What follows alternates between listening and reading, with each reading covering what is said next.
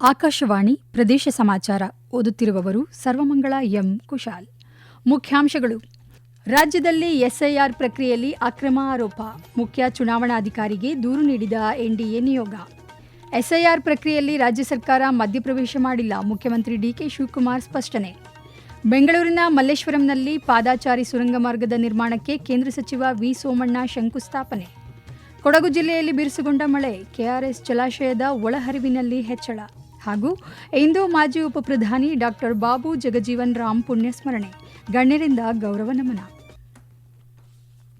ರಾಜ್ಯದಲ್ಲಿ ನಡೆಯುತ್ತಿರುವ ಎಸ್ಐಆರ್ ಪ್ರಕ್ರಿಯೆಯಲ್ಲಿನ ಅಕ್ರಮಗಳ ಕುರಿತಂತೆ ಕೇಂದ್ರ ಸಚಿವರಾದ ಎಚ್ಡಿ ಕುಮಾರಸ್ವಾಮಿ, ಪ್ರಹ್ಲಾದ್ ಜೋಶಿ, ಶೋಭಾ ಕರಂದ್ಲಾಜೆ, ಪ್ರತಿಪಕ್ಷ ನಾಯಕ ಆರ್ ಅಶೋಕ ಸೇರಿದಂತೆ ಹಲವು ಮುಖಂಡರು ರಾಜ್ಯ ಮುಖ್ಯ ಚುನಾವಣಾಧಿಕಾರಿಗೆ ದೂರು ನೀಡಿದ್ದಾರೆ.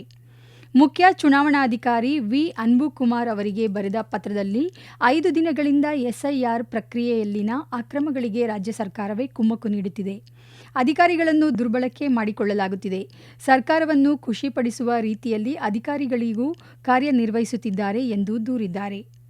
ಆಯೋಗದ ಮಾರ್ಗಸೂಚಿಗಳನ್ನು ಉಲ್ಲಂಘಿಸಿದ ಅಧಿಕಾರಿಗಳು ಮತ್ತು ರಾಜಕೀಯ ಕಾರ್ಯಕರ್ತರ ವಿರುದ್ಧ ಕಠಿಣ ಕ್ರಮ ಕೈಗೊಳ್ಳಬೇಕು ಎಂದು ಒತ್ತಾಯಿಸಿದ್ದಾರೆ. ರಾಜ್ಯದ ಹಲವು ಭಾಗಗಳಲ್ಲಿ ಬಿಎಲ್ಒಗಳು ಮನೆ ಮನೆಗೆ ತೆರಳಿ ಪರಿಶೀಲನೆ ನಡೆಸುತ್ತಿಲ್ಲ ಎಂದು ಆರೋಪಿಸಿದ್ದಾರೆ. ರಾಜ್ಯದಲ್ಲಿ ನಡೆಯುತ್ತಿರುವ ಎಸ್ಐಆರ್ ಪ್ರಕ್ರಿಯೆಯಲ್ಲಿ ಸರ್ಕಾರ ಮಧ್ಯಪ್ರವೇಶಿಸಿಲ್ಲ ಎಂದು ಮುಖ್ಯಮಂತ್ರಿ ಡಿಕೆ ಶಿವಕುಮಾರ್ ತಿಳಿಸಿದ್ದಾರೆ.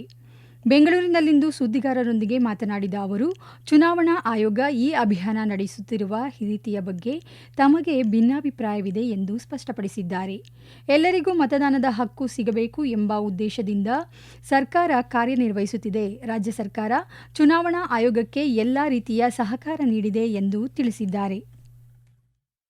ಎಸ್ಐಆರ್ ವಿಚಾರದಲ್ಲಿ ಕೇಂದ್ರ ಸರ್ಕಾರ ಎಲೆಕ್ಷನ್ ಕಮಿಷನ್ ಮಾಡುವಂತ ರೀತಿಯಲ್ಲಿ ನಮ್ಮದೇ ಆದಂತ ಭಿನ್ನ ಅಭಿಪ್ರಾಯ ಇದೆ. ನಾವಿದನ್ನಾಲೆ ಕೋರ್ಟ್ ಅಲ್ಲೂ ಕೂಡ ನಮ್ಮ ವಾದವನ್ನ ಸಲ್ಲಿಸಿದ್ದೇವೆ. ಆದ್ರೂ ಕೂಡ ಕೋರ್ಟ್ ಅಲ್ಲಿ ಒಂದು ತೀರ್ಪನ್ನ ಕೊಟ್ಟಿದ್ದಾರೆ. ನಾವು ಎಲ್ಲರಿಗೂ ಕೂಡ ಮತ ಕೊಡಬೇಕು ಅಂತ ಹೇಳಿ ನಮ್ಮ ಸರ್ಕಾರ ಯಾವ ರಾಜ್ಯಲ್ಲೂ ಈ ರೀತಿ ದಿಟ್ಟವಾದಂತ ಸರ್ಕಾರ ಚುನಾವಣಾ ಆಯೋಗ ಜೊತೆ ಕೈ ಜೋಡಿಸಿರ್ಲಿಲ್ಲ. ನಾವು ಕೈ ಜೋಡಿಸಿ ಅವ್ರಿಗೆ ಏನ್ ಬೇಕೋ ನಮ್ಮ ಅಧಿಕಾರಿಗಳಿಗೆ ಸೂಚನೆ ಕೊಟ್ಟು ನಾವು ಯಾರು ಇದಕ್ಕೆ ಕೈ ಹಾಕ್ತಾ ಇಲ್ಲ. ಇದು ಅವರು ಚುನಾವಣಾ ಆಯೋಗದ ಅಡಿಯಲ್ಲಿ ಅವರ ಮಾರ್ಗದರ್ಶನದಲ್ಲಿ ಕೆಲಸ ಮಾಡ್ತಾ ಇದ್ದಾರೆ. ಎಲ್ಲ ರಾಜಕೀಯ ಪಕ್ಷಗಳಿಗೂ ಬಿಎಲ್ಒಗಳನ್ನು ನೇಮಕ ಮಾಡುವ ಅವಕಾಶವಿದೆ. ಜನರು ತಮ್ಮ ಮತದಾನದ ಹಕ್ಕನ್ನು ಉಳಿಸಿಕೊಳ್ಳಬೇಕು ಎಂಬ ಕಾರಣಕ್ಕೆ ಜಾಗೃತಿ ಮೂಡಿಸುವ ಕೆಲಸ ಸರ್ಕಾರ ಮಾಡುತ್ತಿದ್ದು, ವಿಪಕ್ಷಗಳಲ್ಲಿ ಭಯ ಉಂಟು ಮಾಡಿದೆ ಎಂದು ತಿಳಿಸಿದ್ದಾರೆ.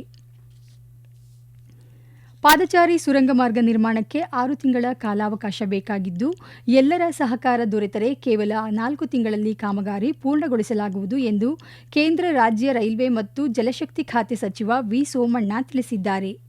ಬೆಂಗಳೂರಿನ ಮಲ್ಲೇಶ್ವರಂ ಮಂತ್ರಿಮಾಲ್ ಹಿಂಭಾಗದ ಪಾದಚಾರಿ ಸುರಂಗ ಮಾರ್ಗದ ನಿರ್ಮಾಣಕ್ಕೆ ಶಂಕುಸ್ಥಾಪನೆ ನೆರವೇರಿಸಿ ಮಾತನಾಡಿದ ಅವರು, ದೇಶದಲ್ಲಿ ಬೆಂಗಳೂರು ಆರ್ಥಿಕವಾಗಿ ಅಭಿವೃದ್ಧಿಯಾದರೆ ಮಾತ್ರ ರಾಜ್ಯಕ್ಕೆ ಬಂಡವಾಳ ಹರಿದು ಬರಲಿದೆ ಎಂದು ಅಭಿಪ್ರಾಯಪಟ್ಟಿದ್ದಾರೆ. ದೇಶದಲ್ಲಿ ಸ್ವಚ್ಛ ಭಾರತ ಎನ್ನುವುದು ಇಂದು ಸಾರ್ವಜನಿಕರ ಅಭಿಯಾನವಾಗಿ ಬರಲಿದೆ ಎಂದು ಪೆಟ್ರೋಲಿಯಂ, ನೈಸರ್ಗಿಕ ಅನಿಲ ಮತ್ತು ಪ್ರವಾಸೋದ್ಯಮ ಖಾತೆ ರಾಜ್ಯ ಸಚಿವ ಸುರೇಶ್ ಗೋಪಿ ಅಭಿಪ್ರಾಯಪಟ್ಟಿದ್ದಾರೆ. ಮಂಗಳೂರಿನ ಎಂಆರ್ಪಿಎಲ್ ಮತ್ತು ರಾಮಕೃಷ್ಣ ಮಠದ ನೇತೃತ್ವದಲ್ಲಿ ಸ್ವಚ್ಛತಾ ಅಭಿಯಾನದ ಅಂಗವಾಗಿ ಕದ್ರಿ ಉದ್ಯಾನವನದ ಪರಿಸರದಲ್ಲಿಂದು ವಿಶೇಷ ಸ್ವಚ್ಛತಾ ಶ್ರಮದಾನಕ್ಕೆ ಚಾಲನೆ ನೀಡಿ ಮಾತನಾಡಿದ ಅವರು, ವಿಶ್ವಕ್ಕೆ ಸ್ವಚ್ಛ ಸುಂದರ ಭಾರತವನ್ನು ನೀಡುವುದು ಪ್ರಧಾನಿ ನರೇಂದ್ರ ಮೋದಿಯವರ ಉದ್ದೇಶವಾಗಿದೆ ಎಂದು ತಿಳಿಸಿದ್ದಾರೆ. ಸಾರ್ವಜನಿಕರ ಪಾಲುದಾರಿಕೆ ಇಲ್ಲದಿದ್ದರೆ ಸ್ವಚ್ಛತೆ ಸಾಧ್ಯವಿಲ್ಲ. ಹೀಗಾಗಿ ಸ್ವಚ್ಛತೆ ಕಾಪಾಡುವುದು ಸಾರ್ವಜನಿಕರ ಕರ್ತವ್ಯ ಮತ್ತು ಜವಾಬ್ದಾರಿ ಎಂದು ಅವರು ಹೇಳಿದ್ದಾರೆ. ಪ್ರದೇಶ ಸಮಾಚಾರ ಕೇಳುತ್ತಿದ್ದೀರಿ. ನಮ್ಮ ಎಲ್ಲಾ ರಾಷ್ಟ್ರೀಯ ವಾರ್ತೆಗಳು ಹಾಗೂ ಪ್ರದೇಶ ಸಮಾಚಾರ ಈಗ ಆಕಾಶವಾಣಿ ನ್ಯೂಸ್ ಕನ್ನಡ ಯೂಟ್ಯೂಬ್ ಚಾನೆಲ್ನಲ್ಲಿ ಲಭ್ಯ. ನಮ್ಮ ಎಕ್ಸ್ ಖಾತೆ ಮತ್ತು ಇನ್ಸ್ಟಾಗ್ರಾಂ ಖಾತೆ ಆಕಾಶವಾಣಿ ನ್ಯೂಸ್ ಕನ್ನಡ. ಹೆಚ್ಚಿನ ಮಾಹಿತಿಗಾಗಿ ನಮ್ಮ ಫೇಸ್ಬುಕ್ ಖಾತೆ AIR ಕನ್ನಡ ನ್ಯೂಸ್ ಅನುಸರಿಸಿ. ಮಾಹಿತಿಯ ಹೂರಣ ವಾರದ ಕಾರ್ಯಕ್ರಮ ಪ್ರಚಲಿತ ವಿದ್ಯಮಾನ ಪ್ರತಿ ಬುಧವಾರ 9:15.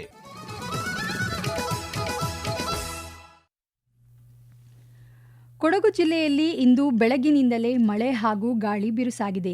ಸುಮಾರು 1 ತಿಂಗಳು ತಡವಾಗಿ ಪ್ರಾರಂಭವಾಗಿರುವ ಮುಂಗಾರು ತೀವ್ರತೆ ಇಂದಿನಿಂದ ಹೆಚ್ಚಾಗಿದೆ. ಇಂದು ಬೆಳಗ್ಗಿನಿಂದಲೇ ಮಡಿಕೇರಿ ನಗರದಲ್ಲಿ ಎಡಬಿಡದೆ ಮಳೆ ಸುರಿಯುತ್ತಿದ್ದು, ಗಾಳಿಯ ತೀವ್ರತೆ ಕೂಡ ಹೆಚ್ಚಾಗಿದೆ. ವಿರಾಜಪೇಟೆ ತಾಲೂಕಿನ ಬೆಟೋಳಿ ಗ್ರಾಮದ ನಿವಾಸಿ ಸಿಂಧು ಎಂಬುವವರ ಮನೆ ಮೇಲೆ ಗಾಳಿಯಿಂದಾಗಿ ಮರ ಬಿದ್ದು ತೀವ್ರ ಗಾಯಗಳಾಗಿದೆ. ಪ್ರಾಣಾಪಾಯದಿಂದ ಪಾರಾಗಿರುವ ಸಿಂಧು ಅವರನ್ನು ಮಡಿಕೇರಿಯ ಜಿಲ್ಲಾ ಸರ್ಕಾರಿ ಆಸ್ಪತ್ರೆಗೆ ದಾಖಲಿಸಿ ಚಿಕಿತ್ಸೆ ನೀಡಲಾಗುತ್ತಿದೆ. ಕೊಡಗು ಜಿಲ್ಲೆ ಸೇರಿದಂತೆ ಕಾವೇರಿ ಜಲಾನಯನ ಪ್ರದೇಶದಲ್ಲಿ ಮಳೆ ಪ್ರಮಾಣ ಸ್ವಲ್ಪ ಹೆಚ್ಚಾಗಿರುವುದರಿಂದ ಮಂಡ್ಯ ಜಿಲ್ಲೆಯ ಕೆಆರ್ಎಸ್ ಜಲಾಶಯದ ಒಳಹರಿವಿನಲ್ಲಿ ಸ್ವಚ್ಛ ಚೇತರಿಕೆ ಕಂಡಿದೆ.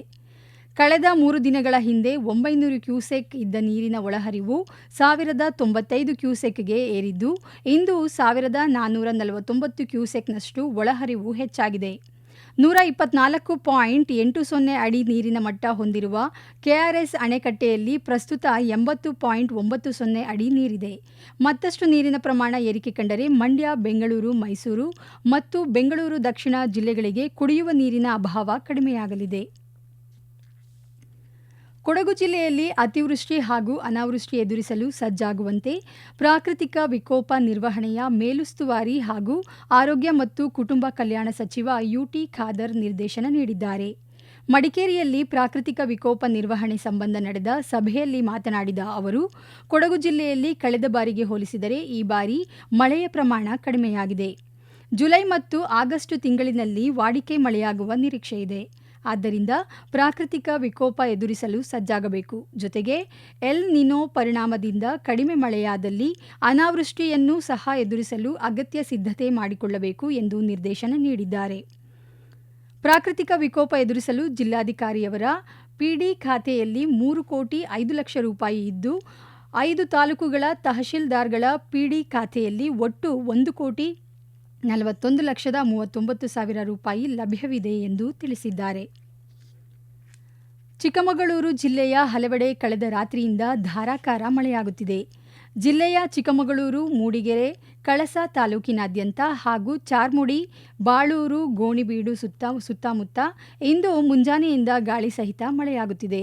ಹಲವೆಡೆ ರಸ್ತೆಗೆ ಮರ ಉರುಳು ಬಿದ್ದು ವಾಹನ ಸಂಚಾರಕ್ಕೆ ಸಮಸ್ಯೆ ಉಂಟಾಗಿದೆ. ಮುಂಜಾಗ್ರತಾ ಕ್ರಮವಾಗಿ ಮೂಡಿಗೆರೆ ತಾಲೂಕಿನ ಅಂಗನವಾಡಿ ಕೇಂದ್ರಗಳು, ಪ್ರಾಥಮಿಕ ಹಾಗೂ ಪ್ರೌಢಶಾಲೆಗಳಿಗೆ ತಹಶೀಲ್ದಾರ್ ರಜೆ ಘೋಷಣೆ ಮಾಡಿದ್ದಾರೆ. ಮಾಜಿ ಉಪಪ್ರಧಾನಿ ಡಾಕ್ಟರ್ ಬಾಬು ಜಗಜೀವನ್ ರಾಮ್ ಅವರ ಪುಣ್ಯಸ್ಮರಣೆ ಹಿನ್ನೆಲೆಯಲ್ಲಿ ಮುಖ್ಯಮಂತ್ರಿ ಡಿಕೆ ಶಿವಕುಮಾರ್ ವಿಧಾನಸೌಧದ ಪಶ್ಚಿಮ ದ್ವಾರದಲ್ಲಿರುವ ಪ್ರತಿಮೆಗೆ ಇಂದು ಮಾಲಾರ್ಪಣೆ ಮಾಡಿದರು.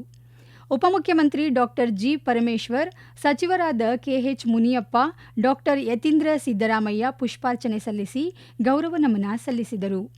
ಕಲಬುರಗಿಯಲ್ಲಿರುವ ಬಾಬು ಜಗಜೀವನ್ ರಾಮ್ ಅವರ ಪ್ರತಿಮೆಗೆ ಗೃಹ ಸಚಿವ ಪ್ರಿಯಾಂಕ್ ಖರ್ಗೆ ಮಾಲಾರ್ಪಣೆ ಮಾಡಿ ಗೌರವ ಸಮರ್ಪಣೆ ಸಲ್ಲಿಸಿದರು. ಸಾಮಾಜಿಕ ನ್ಯಾಯದ ಹರಿಕಾರ ಮಾಜಿ ಉಪಪ್ರಧಾನಿ ಡಾಕ್ಟರ್ ಜಗಜೀವನ್ ರಾಮ್ 40ನೇ ಪುಣ್ಯತಿಥಿ ಹಿನ್ನೆಲೆಯಲ್ಲಿ ಮಂಡ್ಯ ಜಿಲ್ಲಾಡಳಿತದ ವತಿಯಿಂದ ಮಂಡ್ಯ ನಗರದ ಜಿಲ್ಲಾಧಿಕಾರಿ ಕಚೇರಿ ಮುಂಭಾಗದಲ್ಲಿರುವ ಬಾಬು ಜಗಜೀವನ್ ರಾಮ್ ಪ್ರತಿಮೆಗೆ ಮಾಲಾರ್ಪಣೆ ಮಾಡಲಾಯಿತು. ಶಾಸಕ ಎನ್ ಚಲುವರಾಯಸ್ವಾಮಿ ಅವರ ಗೌರವ ನಮನ ಸಲ್ಲಿಸಿದರು. ಡಾಕ್ಟರ್ ಬಾಬು ಜಗಜೀವನ್ ರಾಮ್ ಕೇವಲ ರಾಜಕಾರಣಿಯಲ್ಲ, ಅವರು ಒಂದು ಶಕ್ತಿ ಎಂದು ಬಣ್ಣಿಸಿದರು. ಚಾಮರಾಜನಗರ ಜಿಲ್ಲಾ ಕೇಂದ್ರ ಸೇರಿದಂತೆ ಗುಂಡ್ಲುಪೇಟೆ, ಹನೂರು ಮತ್ತು ಕೊಳ್ಳೇಗಾಲ ತಾಲೂಕು ಕೇಂದ್ರಗಳಲ್ಲಿ ಹಸಿರು ಕ್ರಾಂತಿ ಹರಿಕಾರ ಡಾಕ್ಟರ್ ಬಾಬು ಜಗಜೀವನ್ ರಾಮ್ ಪುಣ್ಯಸ್ಮರಣೆ ನಡೆಯಿತು. ಜಿಲ್ಲಾಡಳಿತ ಭವನದ ಆವರಣದಲ್ಲಿರುವ ಡಾಕ್ಟರ್ ಬಿಆರ್ ಅಂಬೇಡ್ಕರ್ ಪುತ್ಥಳಿಗೆ ಶಾಸಕ ಪುಟ್ಟರಂಗಶೆಟ್ಟಿ ಮಾಲಾರ್ಪಣೆ ಮಾಡಿದರು. ಕೊನೆಯಲ್ಲಿ ಮತ್ತೊಮ್ಮೆ ಮುಖ್ಯಾಂಶಗಳು. ರಾಜ್ಯದಲ್ಲಿ ಎಸ್ಐಆರ್ ಪ್ರಕ್ರಿಯೆಯಲ್ಲಿ ಅಕ್ರಮ ಆರೋಪ, ಮುಖ್ಯ ಚುನಾವಣಾಧಿಕಾರಿಗೆ ದೂರು ನೀಡಿದ ಎನ್ಡಿಎ ನಿಯೋಗ. ಎಸ್ಐಆರ್ ಪ್ರಕ್ರಿಯೆಯಲ್ಲಿ ರಾಜ್ಯ ಸರ್ಕಾರ ಮಧ್ಯಪ್ರವೇಶ ಮಾಡಿಲ್ಲ, ಮುಖ್ಯಮಂತ್ರಿ ಡಿಕೆ ಶಿವಕುಮಾರ್ ಸ್ಪಷ್ಟನೆ. ಬೆಂಗಳೂರಿನ ಮಲ್ಲೇಶ್ವರಂನಲ್ಲಿ ಪಾದಾಚಾರಿ ಸುರಂಗ ಮಾರ್ಗದ ನಿರ್ಮಾಣಕ್ಕೆ ಕೇಂದ್ರ ಸಚಿವ ವಿ ಸೋಮಣ್ಣ ಶಂಕುಸ್ಥಾಪನೆ. ಕೊಡಗು ಜಿಲ್ಲೆಯಲ್ಲಿ ಬಿರುಸುಗೊಂಡ ಮಳೆ, ಕೆಆರ್ಎಸ್ ಜಲಾಶಯದ ಒಳಹರಿವಿನಲ್ಲಿ ಹೆಚ್ಚಳ. ಹಾಗೂ ಇಂದು ಮಾಜಿ ಉಪಪ್ರಧಾನಿ ಡಾಕ್ಟರ್ ಬಾಬು ಜಗಜೀವನ್ ರಾಮ್ ಪುಣ್ಯಸ್ಮರಣೆ, ಗಣ್ಯರಿಂದ ಗೌರವ ನಮನ. ಇಲ್ಲಿಗೆ ಪ್ರದೇಶ ಸಮಾಚಾರ ಮುಗಿಯಿತು. ನಮ್ಮ ಮುಂದಿನ ವಾರ್ತಾ ಪ್ರಸಾರ ಸಂಜೆ 6:40ಕ್ಕೆ.